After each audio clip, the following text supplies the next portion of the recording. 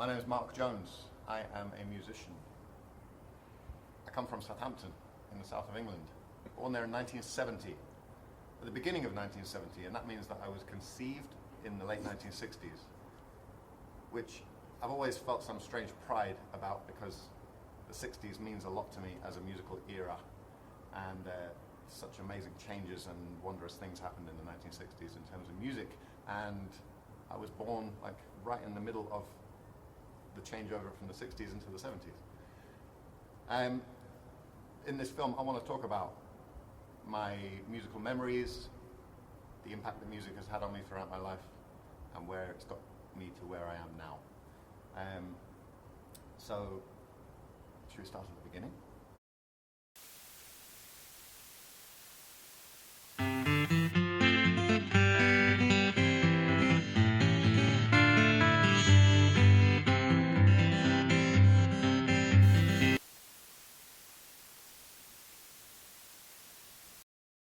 We're in Liverpool Cathedral, Anglican Cathedral, and there are some amazing bells here. The biggest bells in Europe, so it's said. And wonderful echoes and acoustics. Anyway, back to me. I was born in Southampton, and not from a musical family at all, except my granddad, who died 2 weeks before I was born, on my mum's side. He was a violin player and a piano player, and taught those instruments and played violin in Birmingham Symphony Orchestra. So he's my only musical connection in my family. Other than that, there's no real musicians in my family. But he died before I was born, so I never even knew him. Anyway, music's had a massive impact on me since I was very young. My very first memory in life is David Bowie on TV singing Space Oddity, wearing a space helmet and floating around his bedroom. And it had a huge impact on me when I was very, very young. And I think it's led me to where I am now. Hi. Sorry for all the noise. Oh, it's impressive, isn't it? It's beautiful. So, when I was very young, I realized music had a huge physical impact on me, a visceral impact. And it became apparent because there were certain pieces of music that when I heard them, I just couldn't keep still. They just they electrified me, they made me want to move around. One was a song called Yo-Yo by Cilla Black, which is bizarre because I ended up in Liverpool, where Cilla Black's from. And every time I heard that song, my mum and dad put it on the record player, every time I heard it, I just went crazy, couldn't control myself, danced around like a wild beast. And another one was called Mouldy Old Dough. It's a very strange song from the early 1970s, mostly instrumental, with just a repeating word, Mouldy Old Dough. And I used to sing that over and over again, and writhe around on the floor like a snake, doing just bizarre behavior. Music made me feel things and do things that were crazy and strange and unusual, but I loved it, and it felt so powerful and overwhelming, but in a very positive way. Then, as I got a bit older, I was in primary school. I had a teacher in year 3. She was called Mrs. Francis. She'd spent a lot of time in Africa, and she had this habit of singing all the time in her classroom. So being one of her students, a young student with her, she got us in the class to sing all the time. And I fell in love with this singing as part of a group, especially a class of students. She taught us loads and loads of folk songs and traditional songs from all over the world. And I just loved that. It was just such a beautiful experience singing with a whole load of people. One time I got in trouble with her because she was teaching us a song called Blow the Man Down, and a friend of mine had lent me a hand puppet of a little man, and as we were singing Blow the Man Down, I kept blowing on the puppet and making it fall on the table, and Mrs. Francis told me off, which was sad, but I let her off because I had such admiration for her. What she did for me, I ended up wanting to do for other people, so that's how I've ended up being a music teacher over the years. One thing I realized around the age of 10 or 11 was that music can be very divisive, and people's opinions really can get very strongly formed about music. Because I bought a single by Adam and the Ants, one of their early singles, and I took it home. I was 10 or 11 years old, very proudly put it on the record player, and my nana, my mum's mum, was in the house, and her tastes were very restricted, let's say. So she had very old-fashioned tastes. And as soon as she heard that Adam and the Ants single, she was like, "That's rubbish. That's just noise. It's horrible. Take it back to the shop." And so my dad made me take it back to the shop. And I was gutted, but I replaced it at the shop with a single by XTC, which was still pretty cool. But I realized at that point the power that music had to affect people's emotions. My nana was so devastated by this music that I was bringing home, and I realized that that was powerful, and that I should probably like the music. I should probably get more of the music that would piss her off.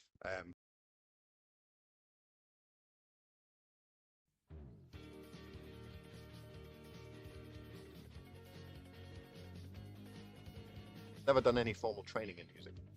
I was totally self-taught as a musician. So the music manager of the degree that I did in Hope University, he said to me, if you can train yourself in classical guitar and learn some music theory and learn to read music notation to a certain level, I'll let you on my degree. So I did, and he let me on. During that year, when I was teaching myself those things, I was playing guitar and singing at a party, because I do that a lot. And there was a lady at the party who really liked what I was doing, and she said to me, she told me that she was a dancer for a production upcoming of Jesus Christ Superstar. She said, they're looking for a Jesus. They've got all the parts, but they haven't got a Jesus. I had a beard and long hair and the typical Jesus-looking person at the time. And because I could sing, she said, could you go and audition for this? Because I think you'd be ideal for the part. So I went and auditioned, not knowing what the hell was going on, and got the part. Lucky me. And we had a great time. We performed in Liverpool University in the Mountford Hall in front of hundreds and hundreds of people, which was really good fun. Massive production. The drummer in the show turned out to be a Scouser, local guy called Joey, and I didn't really connect with him much during the performances and the shows, but a few months later I was travelling back to Liverpool from Southampton on the coach. I got off the coach at Digbeth Coach Station in Birmingham, and Joey, whose girlfriend was in Cheltenham, also was at Digbeth Coach Station, and he tapped me on the shoulder and we connected, and he said, "Hey, it's Jesus, isn't it?" And I was like, "Yeah, you're the drummer, aren't you?" And so we spent the whole journey back from Birmingham to Liverpool chatting about music, and I played him some of my songs I'd written on a tape recorder, and he loved it, and he asked me to join his band, which didn't have a name at that time, but became known as the Zeb. And the band lasted for 10 years, so that was a very formative time for me. I got to finish my degree, which I love doing, music, art and maths. Got to join a band, and the band lasted for a long time. We became like a tribe, and built a big local following and played gigs all over the place, including Glastonbury and all around Europe and all around the UK. Had a wonderful time for 10 years.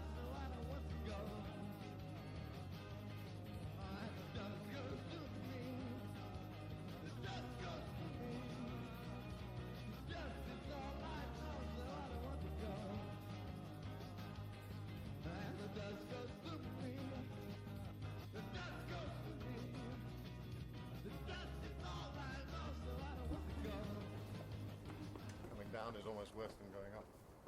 Get pure vertigo up here. I love living in Liverpool. I knew it from the moment I arrived here, when I got off the bus with my suitcase and my guitar in my hand. I found myself in a kind of community of creative, welcoming people. Made loads of friends through music really quickly. Joined the band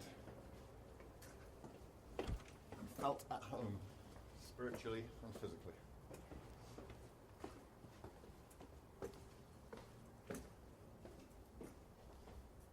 So, my band was Zeb. There were initially 4 of us. I was brought in as the guitarist and singer. There was another guitarist and singer, Canty. Drummer Joey, who I'd met through Jesus Christ Superstar. And the bass player Marty. And we used to practice at Marty's mum's house in Walton in North Liverpool.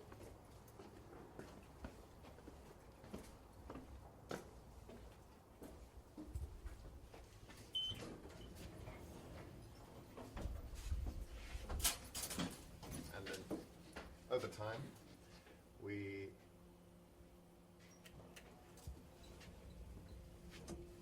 added more members to the band. Des came along on keyboards, and then a few years later we invited a flautist and saxophone player, Simon, to come and join us, and then he brought some of his old bandmates from another band he was in to join us as well. So we had a trombone and a trumpet player join us as well later on, and various singers and other musicians along the way.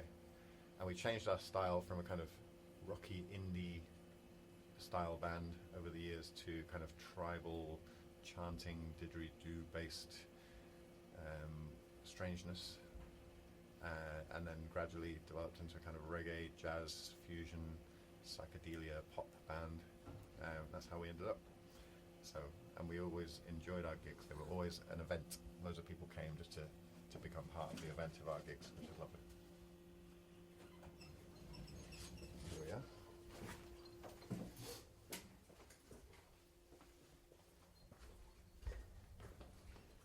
When the Zeb finished playing together, we just kind of had enough, really, in about 2000. And a couple of years later, a friend of ours, an amazing drummer from another band called Chris, he asked me and Marty and Des from the Zeb to join him in another band project that he was creating. And he called it the Hat Band. And this was kind of trip-hoppy, jazzy, funky, really lovely style. We had an amazing singer called Charlene, who was also a rapper, a cosmic rapper. So we were the Hat Band for about 5 years, 6 years. And again, had lots of various people joining us on saxophones and horn sections and things. So I've been in bands for a long time, performing all over the world. During that time when the Hat Band was forming, I also joined up with a band called Blue Ruby with some guys I used to know from Walton. And through that connection, I got to know the Coral. And the Coral invited me to play clarinet with on one of their songs in the studio. So I spent a few days in the studio with the Coral, hanging out with them, and played clarinet on the B-side of one of their singles.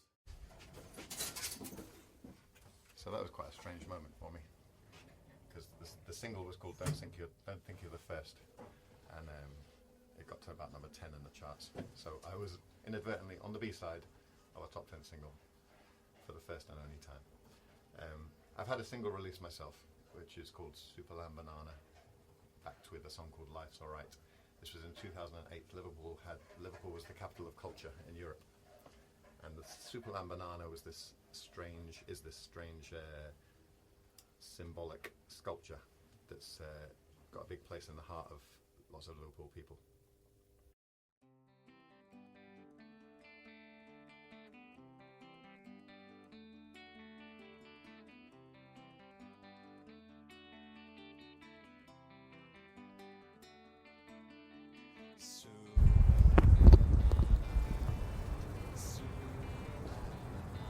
And go. So, I taught myself guitar when I was 15. My sister, who's a couple of years older than me, she was trying to learn a guitar to impress a boyfriend of hers at the time, but she didn't really take to it, so she gave me her guitar. And I was 15, and I fell in love with the guitar. As soon as I got it in my hands, I started learning chords from books and from listening to other people, and taught myself basically how to play all different styles. And because I'd been singing in primary school since I was very young, I started learning to sing and play other people's songs very quickly. And then I started writing my own songs. I got some gigs in local bars in Southampton and used to busk as well, quite a lot. And realised I could make some money, make a living out of my music quite early on. But my main focus was on songwriting, and I became obsessed with songwriting. I managed to buy myself a 4-track recorder, which was used tape cassette, and I bought myself a bass guitar and an electric guitar and a drum machine and a microphone. And so using these humble means, I started writing and recording my own music. And within a month or two, I'd made kind of albums worth of songs. So I was 16 when I released my first album on cassette tape, and I gave it away to friends at school and college.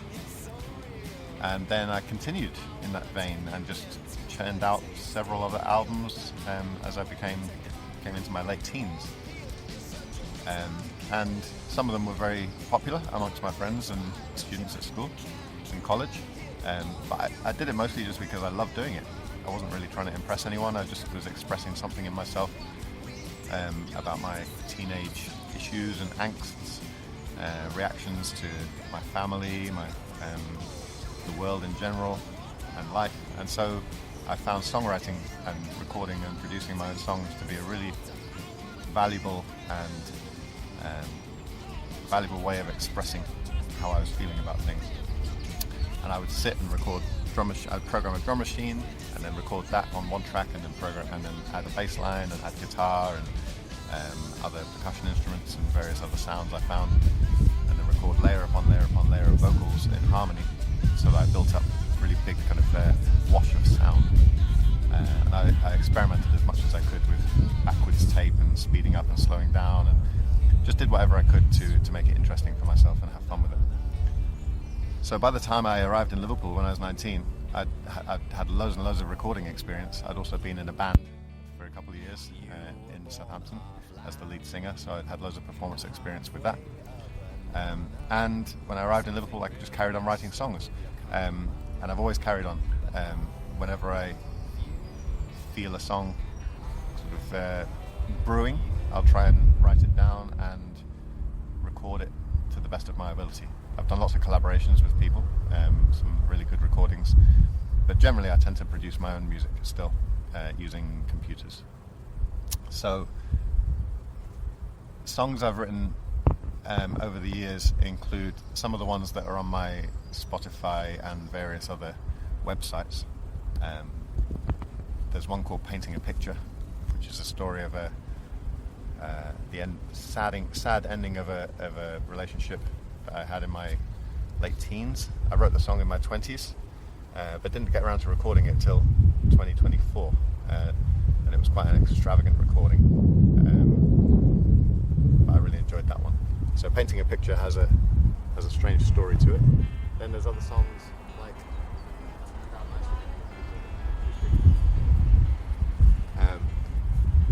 like a little tribute to George Formby, who's one of my musical heroes from when I was very young. I used to listen to a lot of George Formby. Now, this song came about because I was playing a gig regularly every month in a pub in Runcorn, and I played a George Formby song one time, and at the end of the song someone in the audience shouted out, "Turned out nice again," which is one of George Formby's catchphrases. And I immediately started making up a song with that as the title, and I played it immediately as the guys shouted it at me. I just made up a song on the spot called "Turned Out Nice Again," and then I went home and I kind of continued developing the song, and it became my own song called "Turned Out Nice Again." And it's about the kind of the way that some people can only feel good about themselves by putting other people down. So someone who feels like everything's turned out great for them at the expense of everyone else, which is true for a lot of people in the world, unfortunately. Then there's a song called "Next to Nothing," which is slightly kind of dreamy, bit avant-garde song. I wrote that about the sense of emptiness inside us all as humans. I feel like humans have an emptiness inside, that's part of our condition, it's part of our way of being. And most people try and fill that void, that emptiness, with media, with food, with relationships, with anything to keep them busy or active, or trying to avoid confronting the emptiness inside. But Next to Nothing is about accepting that emptiness, that void, and embracing it, and realizing that at the end of the day we're all nothing, or at least next to nothing, and so we should accept that and be at peace with it and learn to live with it. Okay, hi. My name's Mr. Jones. This is a little song I wrote. It's about this strange, crazy statue called a Superman banana, which I happen to love deeply. And so this is called the Superman banana song.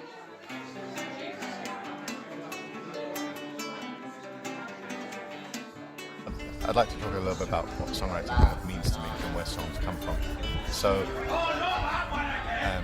quite often I will dream a bit of a song, a bit of music or part of a song will come to me in a dream, and I'll wake up in the morning and ideally it'll stay in my mind long enough for me to play and sing it into a voice recorder, and then I've got it, I've kind of captured it, and then I can work on it and develop it and record it properly. So I really love the idea that songs can come from a very deep unconscious place and have a lot of potential meaning, even though that might not be apparent when they first arrive.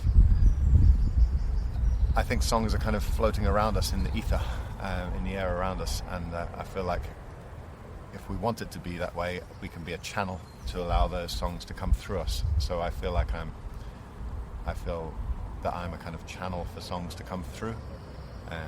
If they choose me and they want to come through me, I'm here to allow them through, and I feel very privileged to be able to bring them into reality. For me, it's a kind of magic. Music's always been a magical energy. From the very first experiences I had of going crazy dancing to music and the impact it had on me from a very early age, I've always been aware of the energy of music and the way it physically impacts me. So for me to be able to make music is a very magical part of my life, and it's a real honour to devote myself to it. It is the most important expression in my life, by far. It's led me to so many amazing experiences, to meet so many amazing people and work with them, and to become a teacher of music and to work with young people and to help them love making music and being musical is a great privilege. So I feel very lucky to have found it and for music to have found me along the way. So yeah, I feel that music is an energy that is around us all the time. For me, it feels like a kind of river flowing through my mind, and if I never get bored, because I can just like drift off into the river and just have music playing in my head all the time if I want to, and sometimes it'll be original music and sometimes it'll be other people's music, but if it's original music, it'll just develop in my mind naturally, and then I can write it down and record it, and make something of it.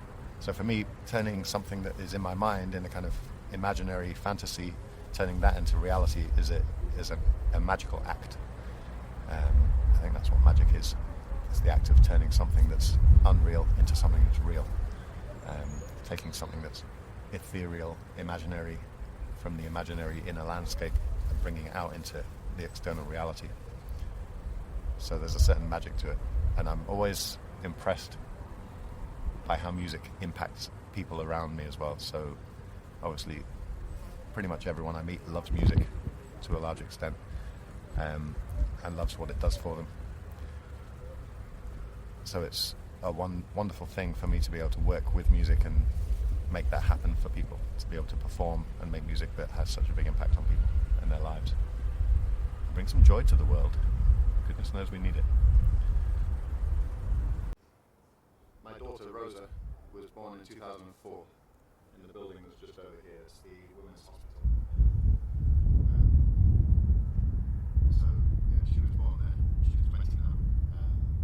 She lives in London. She's studying clarinet at Guildhall Conservatoire, and she's an amazing musician. So I'm very proud of her. I'm very proud of who she's become and how she's becoming independent and looking after herself. She was born into a musical family. Myself and my wife Becky are both very musical. We were performing and making music around Rosa all the time as she was growing up, and she was growing up around all the musicians that I hang out with and play with. So music was a very natural expression for her. And she totally took it on board and became the amazing musician she is today.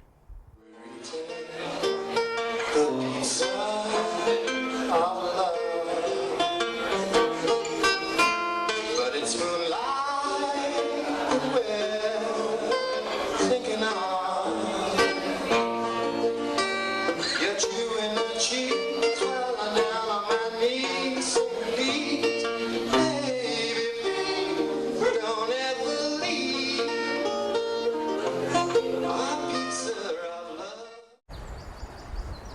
when my dad was a young man in the late 1950s, he had an auntie called Ada, and Ada moved from the south up to Liverpool to live with her husband. and she got a job in a music shop called Rushworth's, and it's where the Beatles used to buy their equipment in the late 50s, early 60s. My great auntie, my dad's auntie, worked on the singles counter, so she used to sell singles to customers. And if there were any singles left in stock at the end of the month, she used to pack them up and send them to my dad. And so my dad used to receive regular parcels of singles through the post, and he built them up into this big collection. So when I was a kid in the 70s, I had access to my dad's huge collection of singles from the late 1950s and early 60s, including lots of Beatles songs, and I played them to death. I used to love them.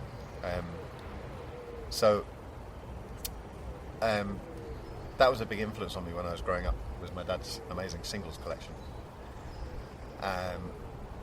My dad also had a reel-to-reel tape recorder, which is an old-fashioned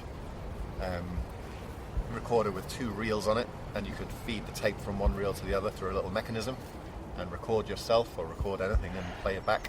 And I used to have great fun with that. That's what gave me the inspiration to later get a 4-track recorder and start recording my own music, because I became aware of how you could record things and listen back and play with the speeds and turn it back to front and just be experimental and creative with recording processes. My mum was really into bands like Queen, and I used to listen to them a lot when I was in the 70s, when I was growing up. So they were a big inspiration on me as well, especially the multi-layered vocal harmonies, which I love incorporating into my own songs. I think a lot of that came from listening to Queen and rock opera type bands of that era.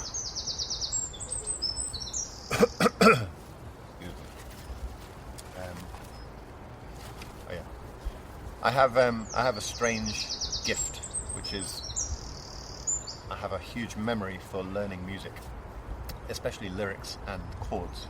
So when I first started playing the guitar and singing when I was about 15 or 16 and performing in pubs and bars and cafes, I realized I could learn dozens and then hundreds of songs which I've never forgotten. So I can play hundreds and hundreds of songs off the top of my head. So I've kind of got this gift of a strange musical memory. I realised this at first when the song "The Message" by Grandmaster Flash came out in about 1980, and my friend Pete and I were on a coach together going to a school camping trip, and we had a copy of a magazine which had all the lyrics of The Message in it, and we sat there and learned all the entire song, which is 8 minutes long, of an amazing rap, social rap commentary song, and we learned the entire thing, and I've always remembered it even to today. So I just got a natural ability to remember music, and then when I started playing guitar and playing people's songs, I realised I could remember chords as well. So I feel like I am meant to do what I do because it is my natural talent, my natural gift to be able to remember how to play songs and to be able to sing them and perform them and express them. And so over the years that's become one of my main ways to make a living and one of my main ways to express my musicality. I was lucky enough to be interviewed by a lovely old gentleman called Stan Ambrose on Radio Merseyside. Thank you. I think before the media came along, songs were one of the main sources of entertainment and, like you say, sustenance for people. News was passed through songs, stories were told through songs. Songs were there to dance to live your whole life by. And the nice thing about folk music, I think, is it's constantly adapting to new eras, and anyone can adapt or create their own folk music. It's for everyone and to do with everyone. It's kind of universal. It's not restricted in that way. You can just, there are no rules about it really. You can make it whatever you want, and that's something that I've found is very enlivening in schools as well. Taking songs and rather than being precious about them and say you have to play it in this way or it has to be, you have to sing it in this way, allowing young people to make up their own lines, make up their own verses. I found What Should We Do with the Drunken Sailor is very popular because children love making up gruesome things to do to the drunken sailor to wake him up. In around 2017, he interviewed me twice actually. He had a program called Folk Scene, which was the longest running program on the BBC radio for a very long time. I think there's so much potential for children to be amazingly creative and spontaneous and to have gifts and talents that we don't ever find out about because we expect them to fit into the boxes that school puts them in and society and the workplace puts them in. They're never allowed to develop their creative options and their creative potential because we try and restrict them and fit them into boxes. And having worked in schools for a few years now, it kind of saddens me, but to see how restrictive schools are and how top-down ruled they are, and what the expectations put on children are that they can't possibly meet, whilst ignoring their real potential, their real creative potential. So I'm very grateful to be a music teacher because I can be quite flexible with the curriculum and adapt it to what the children actually want to do and want to listen to, and find ways to teach that fit with them and that allow them to bring out their potential.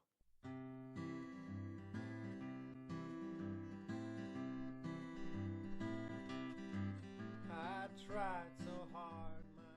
Would find local musicians from the kind of Northwest who he liked, and he would ask them to come on his show, and he would interview them. So he asked me twice to be on his show, and he interviewed me, and I talked about the music I play and the music I love, and my experiences, background. So I had some lovely experience being played on Radio Merseyside. So I've had various TV appearances as well. Got lots of bits of video on YouTube of me performing in all sorts of situations, solo and with bands. My Super Lambanana song was featured on Granada Reports, which was quite funny. There's a song on there, Super Lambanana, which I wrote in 2008 when it was Capital of Culture Year, and there was so much fuss going on about the Super Lambanana at the time because it was the kind of emblem of Liverpool Capital of Culture Year. Decided to write a song about it. The song sort of came out very, very quickly, as some songs do. It was all written within a matter of minutes, really. It's very, very simple and catchy. A friend of mine, Rob, who runs a record company, Ultimate Fake, they decided they liked it a lot and wanted to release it as a single, so he arranged for me to go in a studio and record it. So the version that's here is a version that we recorded in the studio.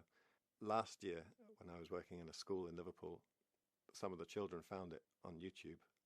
Suddenly I became a celebrity in the school because I had a song that had been released as a single. There's a song on there which has become one of my best known songs, called Pizza of Love. It's an early song that I wrote when I was about 20. I was in London in a pizza restaurant with my uncle. Basically fell in love with the girl behind the counter. She was rolling pizza dough and she probably never even noticed me, but I obviously found strong feelings for her and didn't do anything about it except went home and wrote a song. My uncle, my dad's brother, was called Stephen. He died when I was 21. But in my early years, his musical tastes and his partner's musical tastes had a big impact on me. They both lived in London, and every time we would visit them in London, I would hear the music that they were listening to, and it included Pink Floyd and Michael Jackson, Quincy Jones, Earth, Wind and Fire, music that I hadn't heard much until that point, which completely blew my mind and I got really excited about. And I always associated it with him and his lifestyle and the kind of the person he was. I had huge respect and admiration for my uncle, and so associating that music with him was a very poignant kind of way of remembering him. So that music had a big impact on me.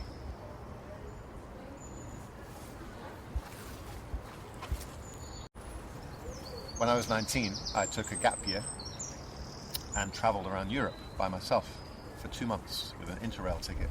I took my guitar and a bag of stuff and just went off travelling on the train and went all over Europe. And I found that people were really receptive of me because I was a musician and I was able to play for them. So that was a really exciting learning opportunity for me, to find that I would be accepted wherever I went because I could make music that people would enjoy. Especially music that they liked in the first place. If they asked me to play a request, I could play it, and they loved that. So we had lots of sing-alongs on trains and in hotels, and often I would get given free food and free hotel accommodation for playing for people, and busked a lot around Europe. So that was a very exciting experience to connect with people through music, but just random strangers all over Europe. And then I went to America and did a summer of Camp America, where I was a camp counselor in charge of music performance and teaching for a lot of young people in Maine, in the USA. And again, that was quite a formative experience, being in an environment where I was teaching young people guitar and singing skills, performing for them, actually working for the first time with music as my main focus and being paid for it, which is really exciting.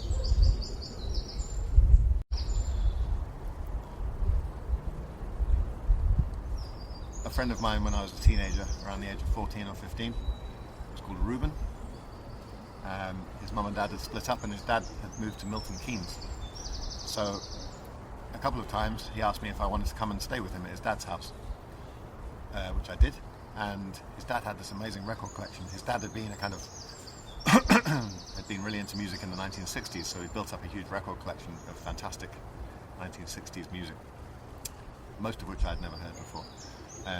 So I sat there in Ruben's dad's house, going through his record collection, listening to as much as I could, looking at the covers, being really impressed. Lots of stuff from the late 60s, lots of psychedelia and folky stuff. But one album particularly stood out to me. It had a really bizarre cover, a collage of teeth and randomness. And it turned out to be by a musician called Frank Zappa, his band The Mothers of Invention. And the album was called Uncle Meat. And as soon as I heard it, I realised I'd never heard anything like it, and it was going to have a huge impact on me. So Frank Zappa became one of my absolute top musical icons. And the thing I love about him is that he had huge integrity about if he imagined music, he created it and made sure that it was performed and recorded in exactly the way that he wanted it to be. There were no second measures. It was all exactly as he wanted it. He insisted that his musicians were the top quality and could achieve anything that he wanted them to achieve with his music. He also was very multifaceted, so he would make music with lots of humour, very sarcastic, lots of irony, and his total work ethic. He just devoted himself to music, so 24 hours a day. He would record everything he ever went to, everything he ever played. He would just record,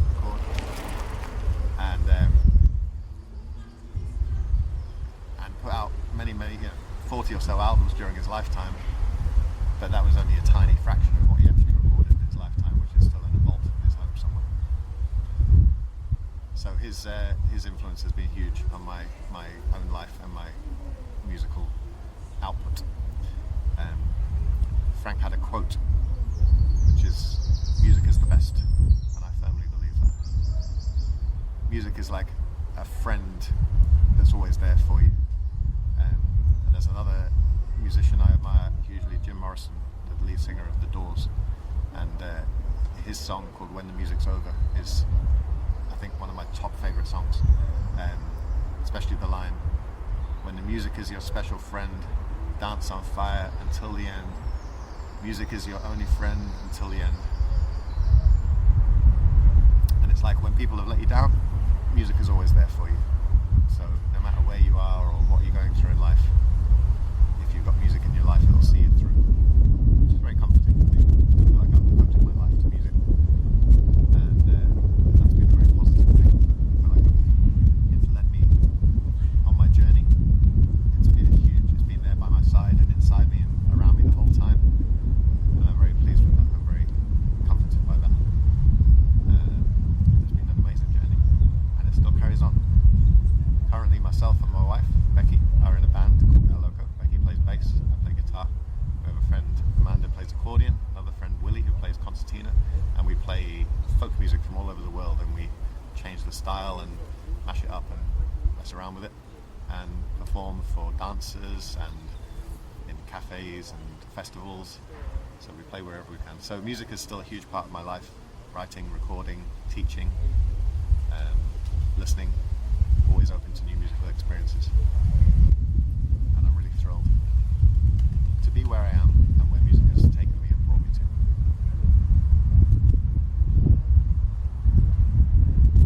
Feel like I'm home.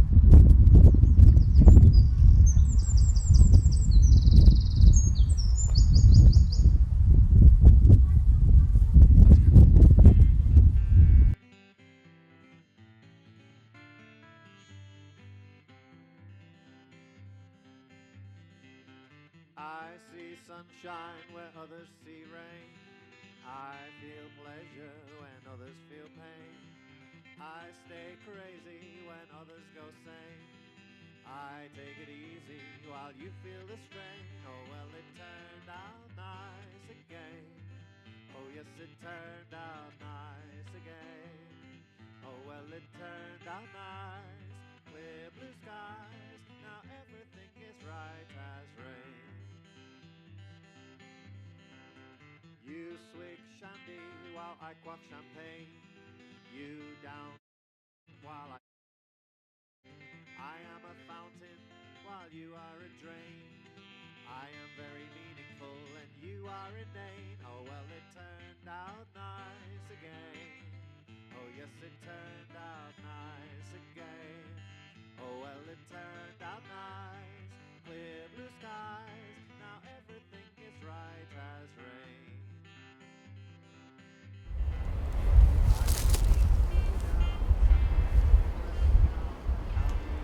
We good? I kind of feel like they are what my songs just are what they are, and I always find it difficult to talk about them because songs are, to me, are very personal expressions, and I might have my own understanding of them when I've written them, which is quite hard to express other than within the song itself. But then everyone else might have a different opinion about what they mean. So I'm kind of potentially swayed by how other people might interpret my own songs. So yeah, I always find it quite difficult to talk about. Ready? Yeah, hang on.